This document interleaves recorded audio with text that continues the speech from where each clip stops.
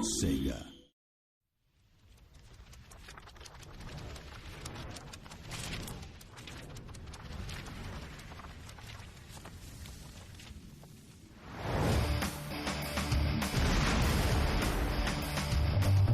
Marvel really has led the way in terms of taking their brands and blowing them out and making them ubiquitous everywhere. Our relationship with Marvel has been awesome. We've got a lot of people here that are really familiar with the Marvel Universe and actually the Incredible Hulk. I am a major Marvel fan, especially when it comes to the Hulk. I think they've developed some of the best comic book characters in the world. Edge Reality, what they bring to it is a real passion of understanding of what the Hulk is, and I think that's something that is really going to be true to the film, too, and I think that's where the connection was for me. It's the fun and playful side, the intense action, the anger. Like, there's a lot of different things that are fun and cool about the Hulk, and I think they understood that, and I think that's something that's, going to go across both the movie and the game. With the impending feature film release of The Incredible Hulk in June 2008, Marvel needed a partner that could bring to life a video game interpretation of their Green Goliath. Marvel has dominated the comic book video game market for the past several years, and in order to maintain their reign, they turned to publisher Sega.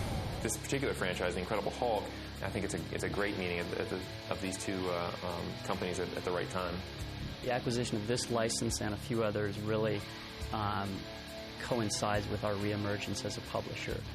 Marvel's a great brand, they have a great cast of characters, and we knew that we had to be in that business. With the strategic publisher in place, the next step was securing a developer that was up to the challenge of creating a game based on the Incredible icon. Edge Reality became a very obvious choice to do the Hulk video game. We looked at 8-10 developers or so, and they had an amazing understanding and passion for the Hulk.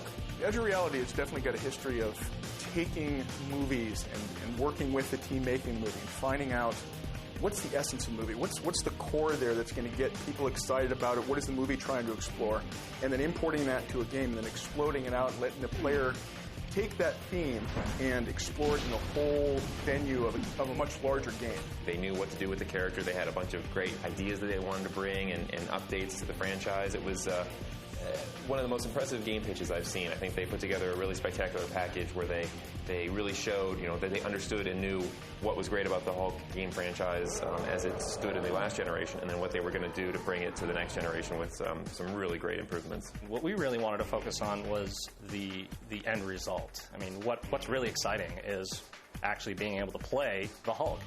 And so we really focused on that aspect of it.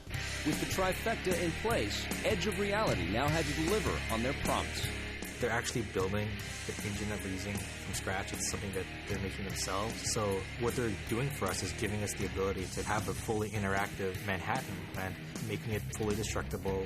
Not only you can move across vertical spaces like on the ground, you can go up and down, and there's day and night cycles, so it's going to feel like a living, breathing city. Developing a high-profile property is not only exciting for the publisher and developer, but it can also have some unexpected benefits.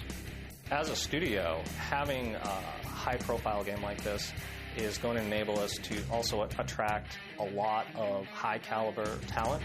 Just like the roster of characters assembled on the pages of comic books, Marvel and Sega have selected a talented team of video game developers who know what makes the Incredible Hulk tick.